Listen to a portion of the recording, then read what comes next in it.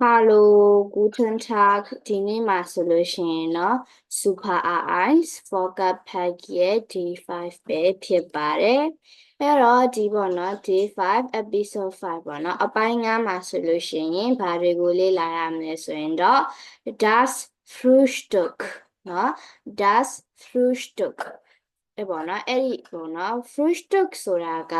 breakfast ပေါ့နော်မနက်စာကိုပြောတာဖြစ်တယ်အဲ့တော့ဒီအပိုင်းထဲမှာဆိုရင်မနက်စာမှာအစားလေးစားထားရှိတဲ့နော်အစားအသောက်တွေကိုဘယ်လိုမျိုးပြောရမလဲဘယ်လိုမျိုးဂျာမန်လို့ပေါ့နော်အဲ့ဒီပေါ့နော်ဘယ်လိုခေါ်တယ်လဲဆိုတာကိုလေ့လာသွားမှာဖြစ်ပါတယ်အဲ့ဒီတော့စာရအောင်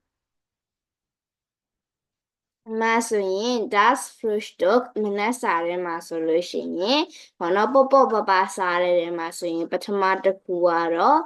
die Milch နော် die Milch ဒီမှာဆိုလို့ရှိရင် plural form ကမရှိဘူးပေါ့နော်။ဒါပါဆိုတော့သူကရေတွက်လို့မရဘူးရေတွက်လို့မရတဲ့အတွက်ကြောင့်မှ plural မရှိဘူး milk ကကြတော့ no ကိုပြောတာဖြစ်ပါတယ်။နောက်တစ်ခု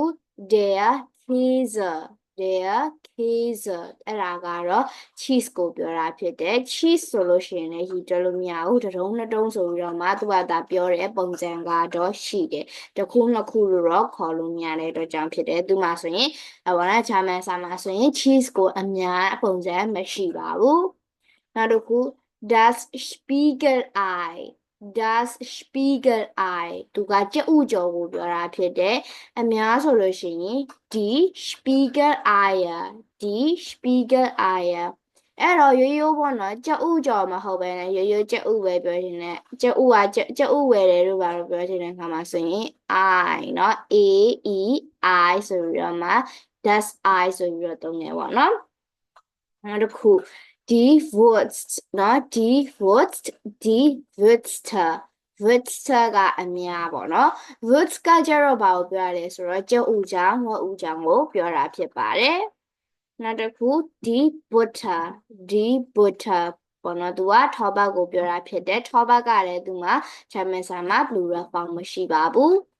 နောက်တစ်ခုကတော့ Dängchen ကိုဘယ်လိုခေါ်လဲဆိုတော့ der Joghurt der Joghurt die Yogurts ပေါ့နော်သူက Dängchen ကိုပြောတာဖြစ်တယ်သူကကြတော့ပေါ့နော်ဒီမှာဆိုလို့ရှိရင်မွေးစားထားတယ်ဒါပေမဲ့သူကကြတော့ဒီထိတ်ကစကလုံးကိုပြောင်းထားတယ်ပေါ့နော် yacht ဆိုတာကိုထည့်ပေးထားတာဖြစ်တယ် epsilon ဆိုလို့ရှိရင်ပေါ့နော်အဲ့ဒီရကအတန်များတော့မှာဆိုတဲ့အတွက်ကြောင့်ဖြစ်ပါတယ်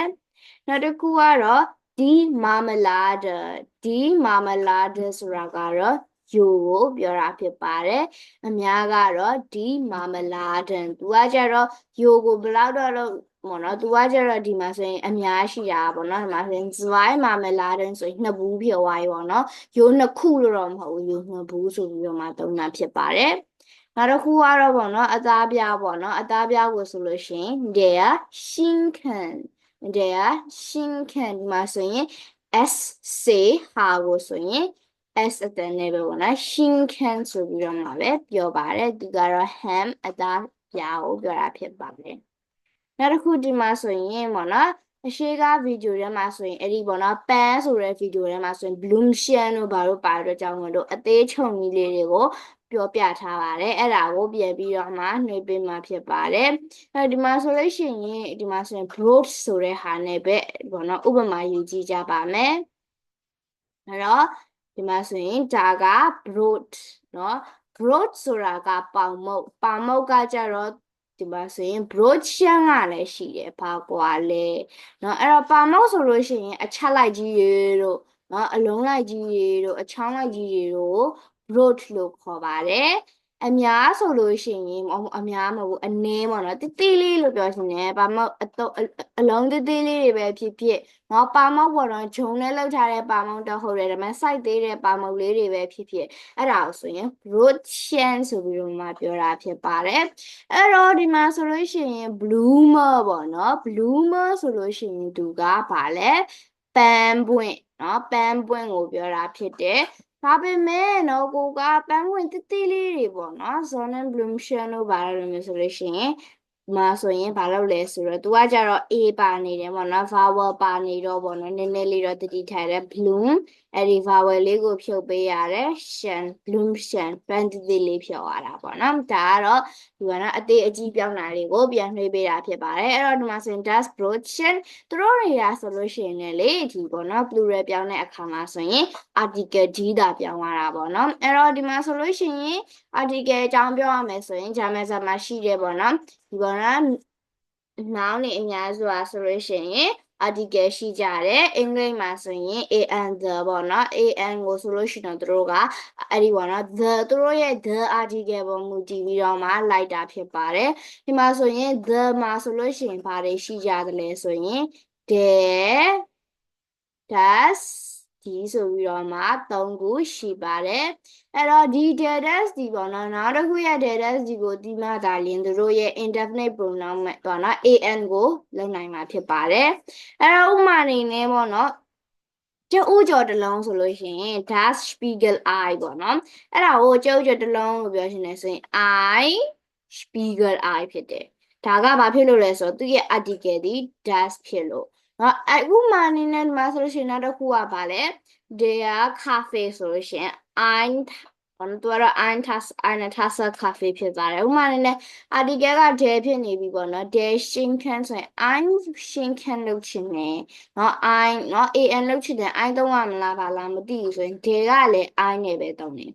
နော်ဘာလို့ဒီ article there ကကြတော့ masculine ဒါကကြတော့ feminine ဖြစ်ပါတယ်အဲ့တော့ဒါကတော့ neutral ပေါ့နော်အောက်က d ကတော့ feminine အဲ့တော့ neutral နဲ့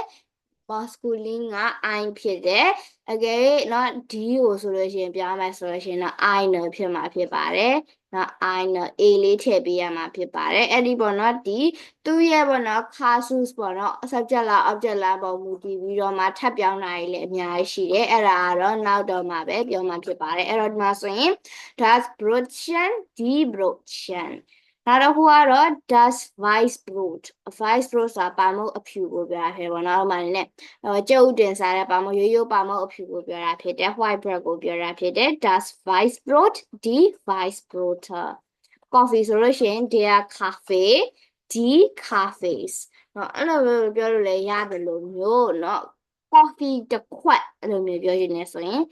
eine Tasse Kaffee လို့ခေါ်လို့ရပါတယ် eine Tasse Kaffee ဒီမှာဆိုရင် eine ဖြစ်ရခြင်းအကြောင်းဒီ Tasse ဒီ die Tasse ဖြစ်တဲ့အတွက်ကြောင့်ဖြစ်တယ်ဒီ Tasse ဖြစ်တယ်ဒီကရဲ့ coffee ခွက်နှစ်ခွက်ဆိုလို့ရှိရင်တော့နံပါတ်ထဲမှာတင်ထားတဲ့နံပါတ်2 I 2 Tassen နော်အများဖြစ်သွားပြီ cafe အဲ့ဒီခါမှာဆိုရင် Tassen ကိုပဲအများလုံးမဲ့ cafe ကအများမလို့ရပါဘူးဒါကတော့ usage လေးတစ်မျိုးပဲဖြစ်ပါတယ်တကယ်ရဲ့ဘောနော် dry cafe ဆိုပြီးတော့မှလည်းပြောလို့ရပါတယ်နောက်ခုဘောနော်လက်ဖက်ရည်ဆိုလို့ရှိရင် there tea the taste လက်ဖက်ရည်ဆိုလို့ရှိရင်ဒီလိုပဲ Tassen နဲ့သုံးလို့ရပါတယ်အဲ့တော့ဒါလေးတွေကိုပြန်ပြီးတော့မှဖတ်ပြပေးပါမယ်Das Frühstück, das Frühstück, die Milch, der Käse, das Spiegelei, die Wurst, die Butter, der Joghurt, die Marmelade, der Schinken, das Brotchen, das Weißbrot, der Kaffee, der Tee အဲ့တော့ဒီနေ့ရဲ့ဗီဒီယိုလေးကတော့ဒီလောက်ပါပဲ Tschüss auf Wiedersehen